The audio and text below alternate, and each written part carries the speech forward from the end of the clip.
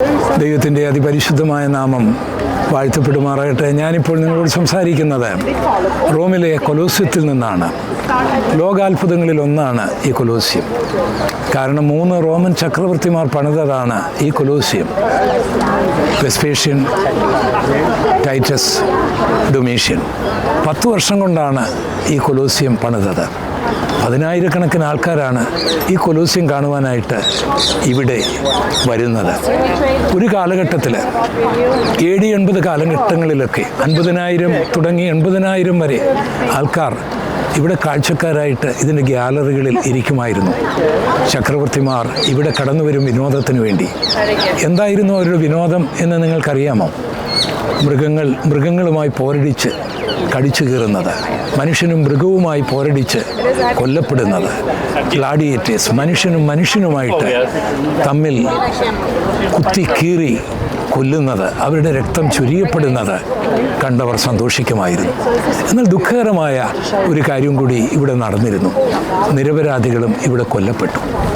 സത്യദൈവത്തെ അറിഞ്ഞവർ, യേശുവിനെ രക്ഷകനായി സ്വീകരിച്ചവർ, സ്നാനപ്പെട്ടവർ, യേശുവിൻ്റെ സുവിശേഷം പറഞ്ഞ പാവപ്പെട്ട ക്രൈസ്തവരെ റോമൻ ചക്രവർത്തിമാർ ഇവിടെ കൊണ്ടുവന്നു. ജീവനോടെ വെളിച്ചത്തിനു വേണ്ടി അവരെ പന്തം പോലെ കത്തിച്ചു. അത് കണ്ടവർ ആനന്ദിച്ചു. മൃഗങ്ങളുടെ മുൻപിൽ വലിച്ചെറിഞ്ഞ് ആ പാവപ്പെട്ട ക്രൈസ്തവരെ കൊല്ലുന്നത് കണ്ട് അവർ രസിച്ചു. അവരുടെ തലകൾ ഇവിടെ വെട്ടി, ഇവിടെ അവരെ ക്രൂശിൽ തറയ്ക്കുന്നത് പോലെ തൂക്കിലേറ്റി. അത് കണ്ട് ആനന്ദിച്ച ഒരു കാലഘട്ടമുണ്ടായിരുന്നു 1-ാം നൂറ്റാണ്ടിൽ. പക്ഷേ ഇപ്പോൾ റോമൻ സാമ്രാജ്യമില്ല, റോമൻ ചക്രവർത്തിമാരുമില്ല. നീറോയും കൈസറും സീസറും ഒക്കെ ഇന്ന് നമ്മുടെ പട്ടികൾക്കിടുന്ന പേരുകളാണ്. എന്താണ് ഇതിൻ്റെ കാരണം? യൂറോപ്പ് മുഴുവൻ അടക്കി ഭരിച്ച റോമൻ സാമ്രാജ്യാധിപന്മാർക്ക് സുവിശേഷത്തെ നിരോധിക്കാൻ കഴിഞ്ഞെങ്കിലും അതിനെ തകർക്കാൻ കഴിയാതിരുന്നത് എന്തുകൊണ്ട്? ഭരണമില്ലാതിരുന്ന, അധികാരമില്ലാതിരുന്ന, ആയുധമില്ലാതിരുന്ന, സംഘടിത ബലമില്ലാതിരുന്ന ക്രൈസ്തവരെ അവർ കൊന്നുമുടിച്ചെങ്കിലും ഈ മാർഗം അവർക്ക് അവസാനിപ്പിക്കുവാൻ കഴിയാതിരുന്നത് എന്തുകൊണ്ടാണ്? കാരണം ഇത് മാനുഷികമായിരുന്നില്ല. സുവിശേഷം ഫലമേൽപ്പിച്ചതും സുവിശേഷം പറയുവാൻ ഏൽപ്പിച്ചതും ദൈവമാണ്. സുവിശേഷം എന്ന് പറഞ്ഞാൽ ദാവീദിൻ്റെ സന്തതിയായി ജനിച്ച് മരിച്ച് അടക്കപ്പെട്ട് ഉയർത്തെഴുന്നേറ്റ് യേശുവിനെക്കുറിച്ച് പറയുന്നതാണ് സുവിശേഷം. അതൊരു കുടുംബത്തിനും ദോഷമുള്ളതല്ല, അതൊരു രാജ്യത്തിനും ദോഷമുള്ളതല്ല, അതാർക്കും ദോഷമുള്ളതല്ല. അതെല്ലാവരുടെയും ശരീരത്തിനും മനസ്സിനും ആത്മാവിനും, കുടുംബജീവിതമുണ്ടെങ്കിൽ കുടുംബത്തിനും, ഭരണമുണ്ടെങ്കിൽ ഭരണത്തിനും അനുഗ്രഹത്തിന് മാത്രം കാരണമാണ്. പിന്നെന്തുകൊണ്ടാണ് മനുഷ്യൻ അതിനെ എതിർക്കുന്നത്? സുവിശേഷത്തെ ഏതൊരു കാലങ്ങളിലും എതിർക്കുന്ന പൈശാചിക ശക്തികളുടെ വ്യാപാരമാണ്. അതിനെ നിരോധിക്കുവാൻ കഴിയാതിരുന്നതിൻ്റെ ഒരു രഹസ്യം ബൈബിൾ പ്രകാരം പറയുന്നു.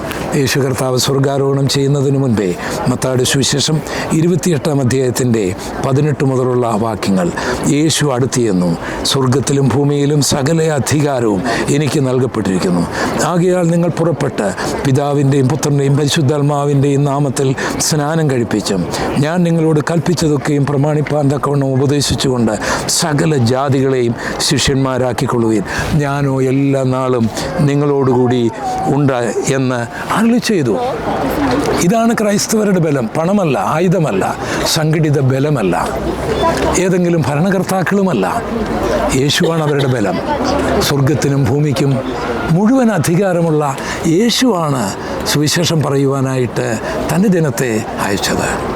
താങ്കൾക്ക് അതിനെ നിരോധിക്കുവാനും തടയുവാനും കഴിയുമെന്ന് തോന്നുന്നത് കേവലം വ്യാമോഹം പോലെ മാത്രമാണ്.